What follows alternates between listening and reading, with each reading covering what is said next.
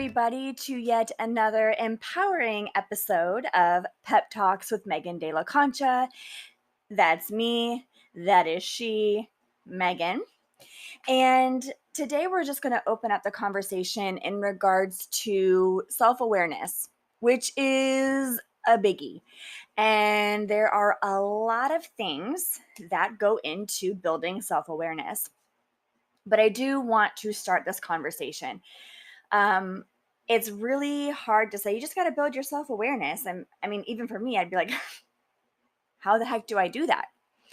So, just a little quick thing. What brought me to this discussion is I've had many conversations actually with people who have said, kind of just casually, how do we get to where we want to go? Or when do we finally just have that aha moment? And the truth is, not everybody gets to that point.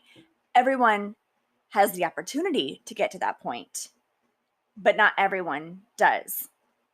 So there was, or I had a conversation actually last night, and the question was posed to me by somebody, and they said, when do we finally become who we want to be?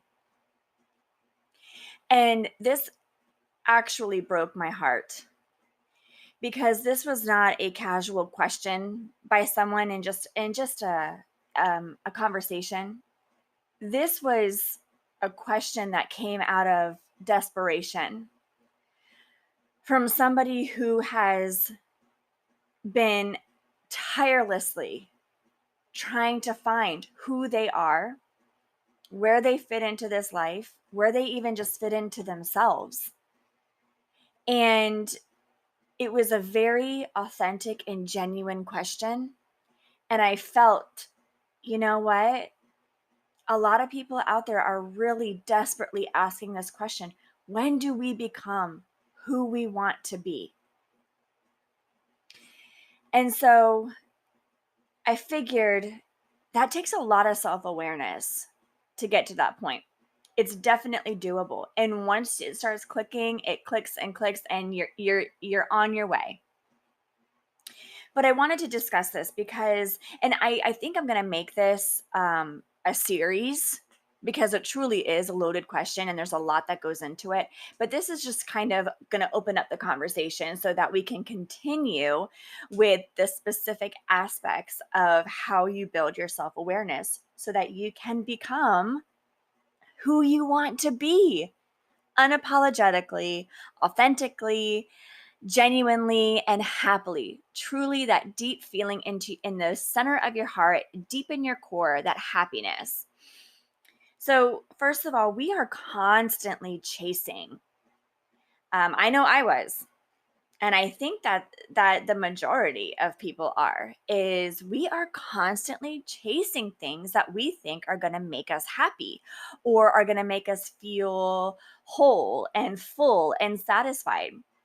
And we fall into the if only then trap.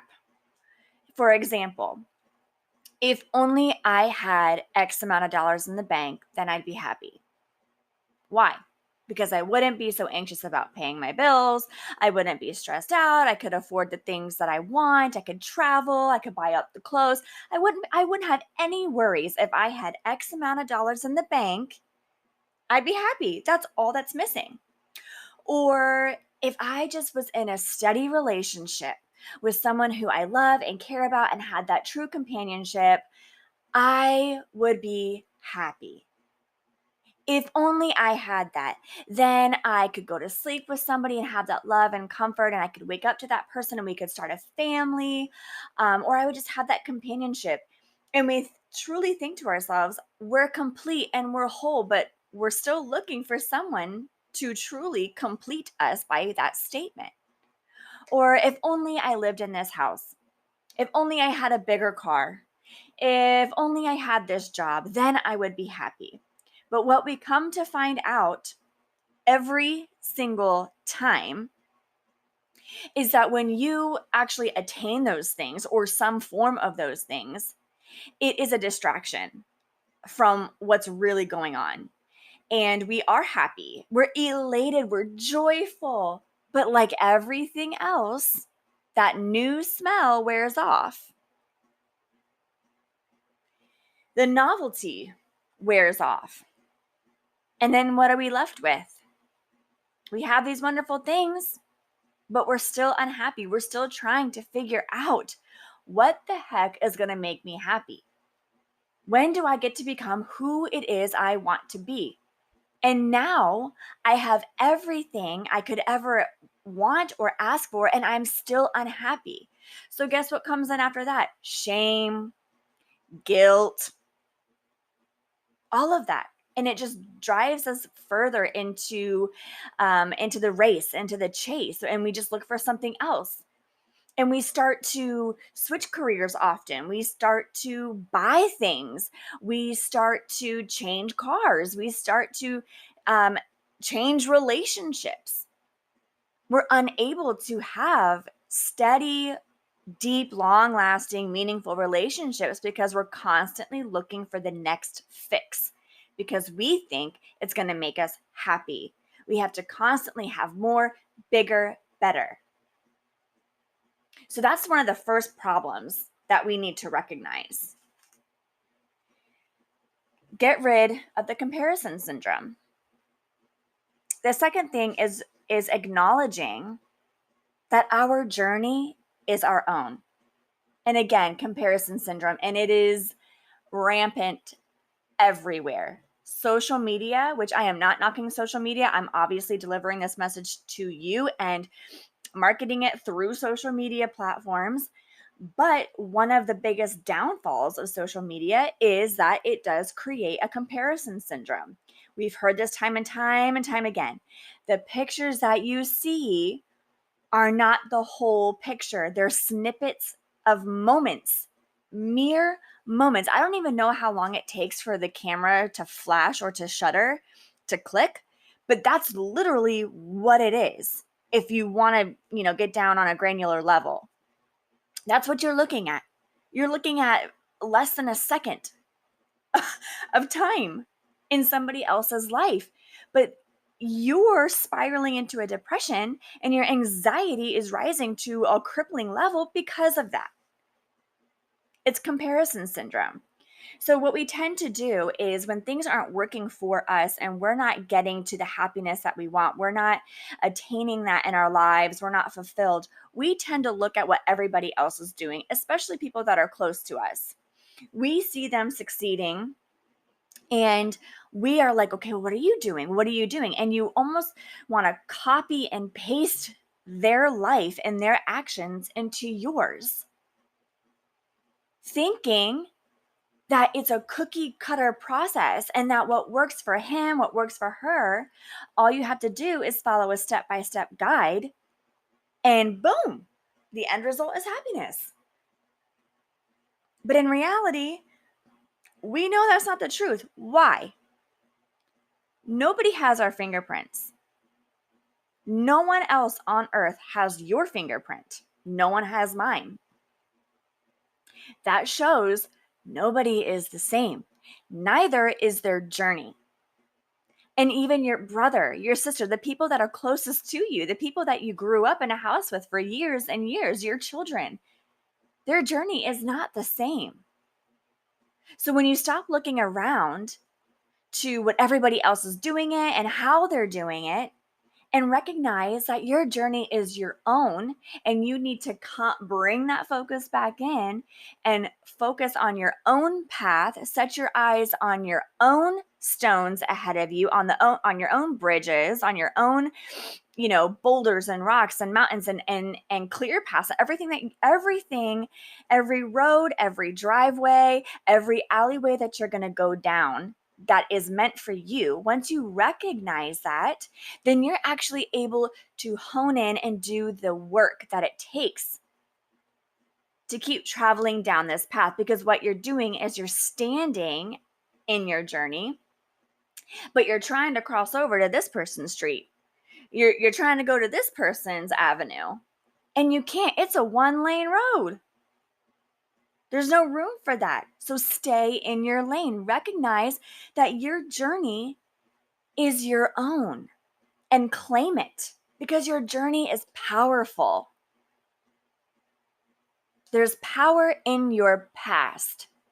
And I know there was an episode I just did previously on why your story matters. And this plays into why it matters because it's the path that you've been on. And it's the only way you can change the path and get onto the one or manifest and create the one that you want to be on. That's all your own.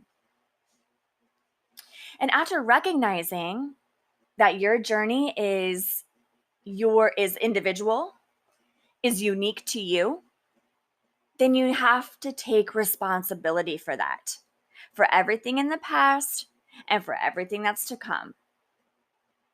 And I know a lot of people are like, okay, well, there were a lot of things in my past that I really had nothing to do with. I didn't choose to be born into this situation. I didn't choose to have, a toxic relationship with my parents or my brother, or to be homeless or have no parents. The list goes on and on. I'm only obviously naming a few. And you're right. No. And I've said this before too. And I believe in episode 1. Those are situations out of your control. But what you can do now as a grown person is take that past, take those situations that weren't in your control, and you grow from them and you find the power in them. You can either lay down and live this mediocre life and blame it. Well, I didn't have a dad around. And I am not downplaying these things at all. I understand that serious issues come from these things, come from these situations. Trust me, I am wholeheartedly aware of that. But what I'm saying is that you possess the power, you possess the control to decide whether you lay down and stay down or whether you do the work to change that around and let your past and those situations fuel you into becoming the most amazing person that you could possibly even imagine being, and then sharing that gift to other people. That's what I'm saying when I say take responsibility for your journey. Because once you're aware of something, you have a choice. You have a choice to either grow from it and become better, or you have a choice to let it hold you down, which breeds misery, it breeds resentment, it breeds anger, it breeds insecurity that just gets deeper and deeper and deeper the longer you let it fester. And every day, once you're aware, every day forward that you make the decision to either fester in this muck and blame everybody else and everything else, it's never my fault, it's everyone else's fault. Well, if you hadn't done this and if this hadn't done that and my boss is a jerk and my husband's a jerk or my wife, she has no time for me and my kids and and it's all just a pile of muck. Because everyone deals with that kind of stuff at one point or another. But those who make the conscious decision to say, you know what, I'm not okay with this.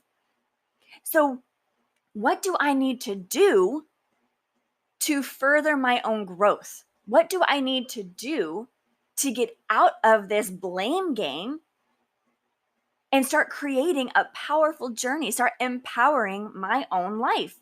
Because it's my life to be empowered by me, not anything else, not anybody else. And that is taking responsibility. That is making a conscious choice. What are you going to do with that? And each day that you go forward and you either, again, lie in this muck or you do the work to make you grow, that's a conscious choice. That's why people, when you're 35 years old and you've been complaining 40 years old, 50, 60, and I know people like this in my own family. I know people like this that I'm friends with or acquaintances with now. But when you start to complain about the same dang thing over and over and over again, and when you have the same argument and you have the same woe is me and the self-loathing, People stop caring. Straight up. People stop caring. And I've been on both sides. I have been the person to stop caring. And I've also been in that position where I'm over and over and over saying the same dang thing and not taking steps to better or correct what it was that I was, what I was disappointed in or what I was unhappy in. And people got tired of hearing me. And then what happened is, because it was still everybody else's fault, right? I started to be like, oh, well, they're a crappy friend. You don't even listen to me anymore. Why do I even bother talking to you? We're just not as close as we used to be. No, sister. We are as close, but you are literally driving me away because you're a grown woman and you know what you need to do to step up your game to get, if you're unhappy, change it. Ding, ding, ding, ding. It's not that hard, people, to understand the concept. You have the responsibility to change it. And when you don't, and you lay back and you let everything else consume you, that's a conscious choice you're making. You, not anybody else. Nobody is coming into your life and saying, this is what's going to happen today. This is the decision you're going to make. You wake up and you make that decision for yourself. So until you recognize that, until you grasp that, you will not move forward. Impossible. Impossible. It's not possible.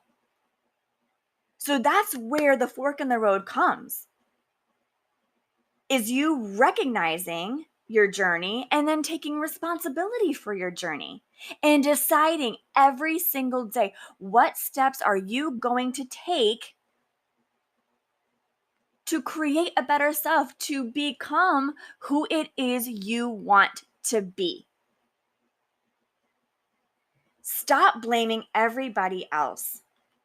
That is such a liberating thing, because then everything that you do is in your control. I'm not talking about situations. I'm talking about how you handle situations, how you grow from situations, how you use them to your benefit, how you learn from them.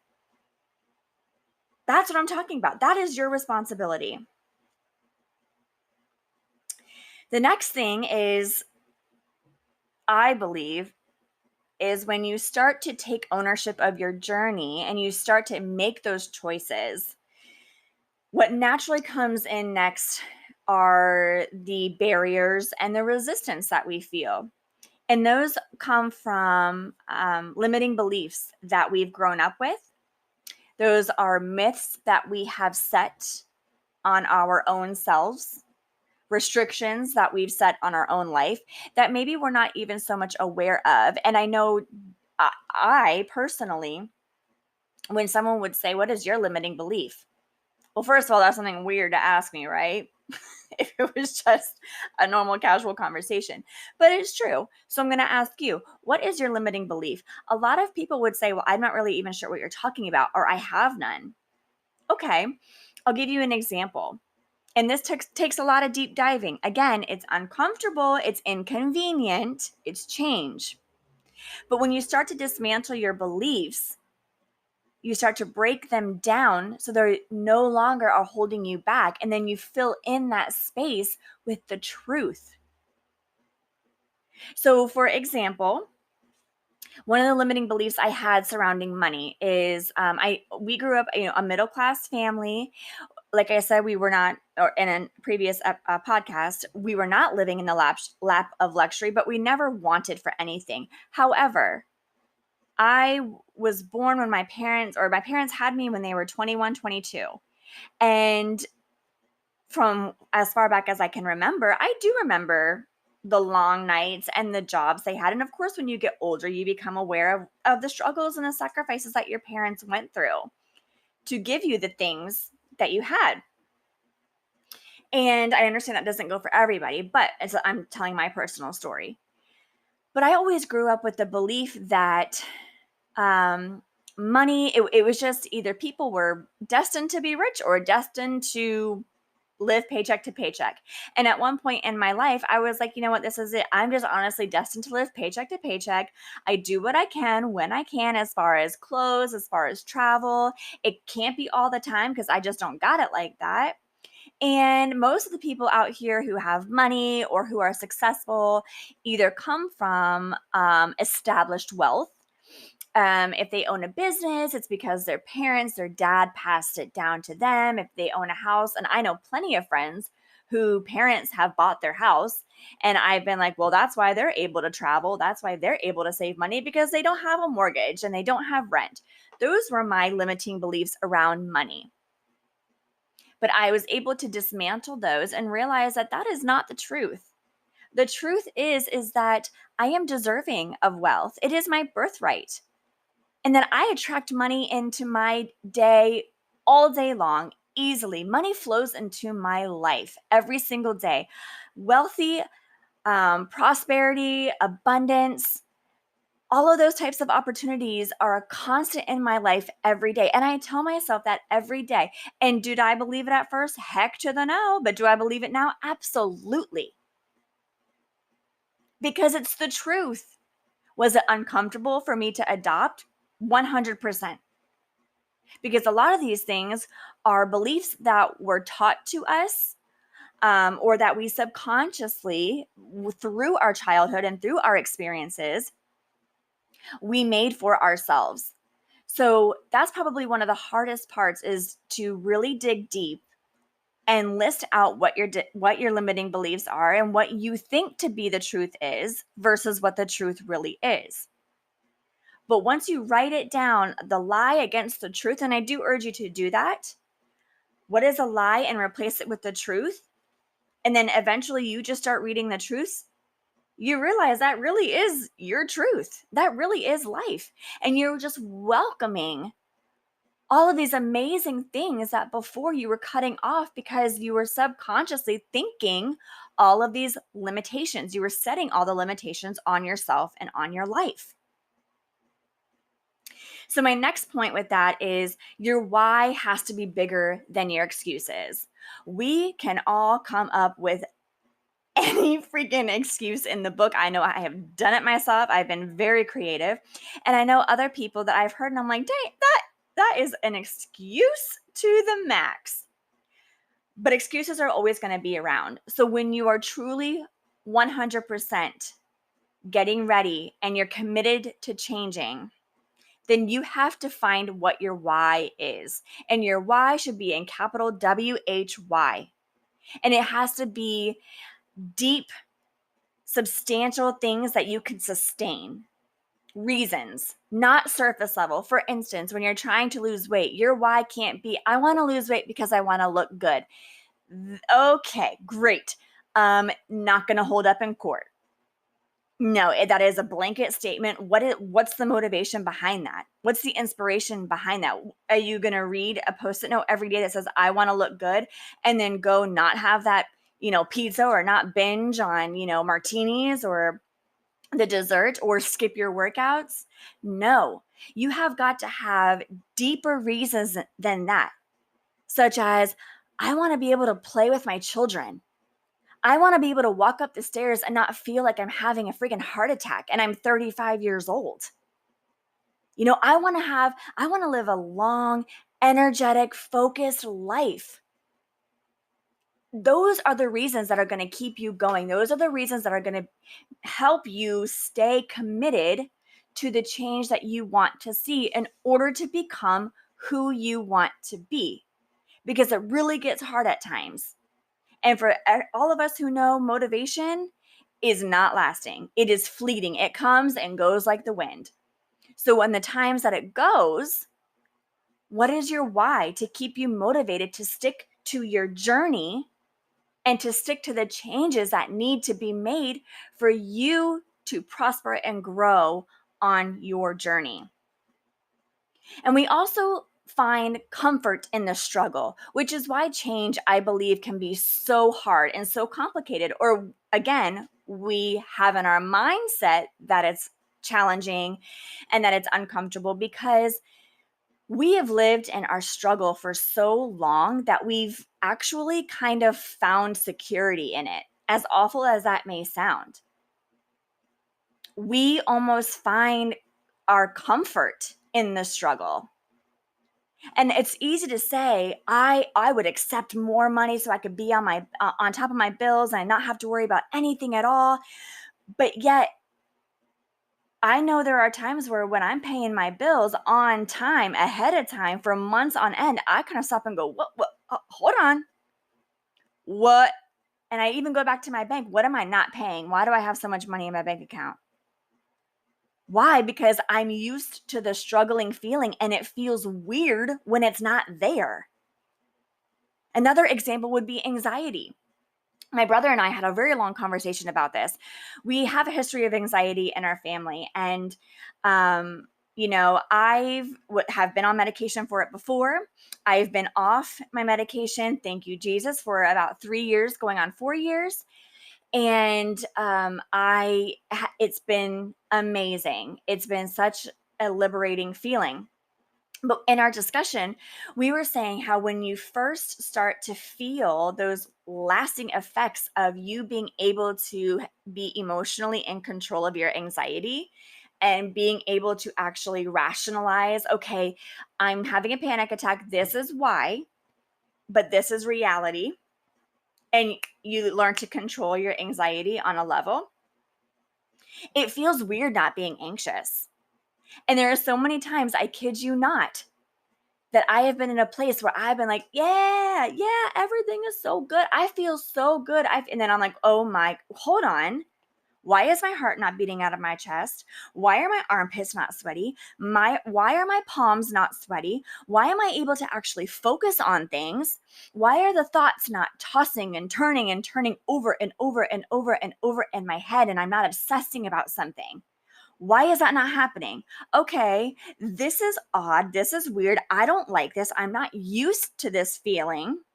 So let me think about something. Let me purposefully put a thought into my head or go do something that's going to make me feel anxious. And you create the anxiety. It sounds insane, you guys, but it's the truth, because I was anxious for so long that when I felt not anxious, it was weird and it was uncomfortable and I didn't like it. I didn't know what to do with myself. It is such a mind screw. But that goes with anything. We get so comfortable in our struggle that we mentally block the things that we say we want. We're blocking them from actually happening to us because we're like, oh, no, I don't want all that money. No, I don't want that house. I'm good here. Nope. I want to be late. Mm-mm. Like, what the heck? But it's the truth. So we've got to dismantle that feeling. We've got to get comfortable with being uncomfortable to make the changes we need to make in order to claim our journey. You see where I'm going here? I'm going backwards. Claim our journey that we recognize is our own so that we can become who we want to be. Boom. For real, y'all. That is the introductory conversation of growing self-awareness. That is the intro, the guide to becoming who we want to be finally. And when you have the mindset and you have these opportunities for self-growth, and you have these opportunities for growing your self-awareness and discovering who you are and claiming your journey and having the courage and being brave enough to make these changes and stay committed to these changes, to make your why bigger than your excuses, all of a sudden the floodgates will open and you are lift off to being that person that you've always dreamed of being and more.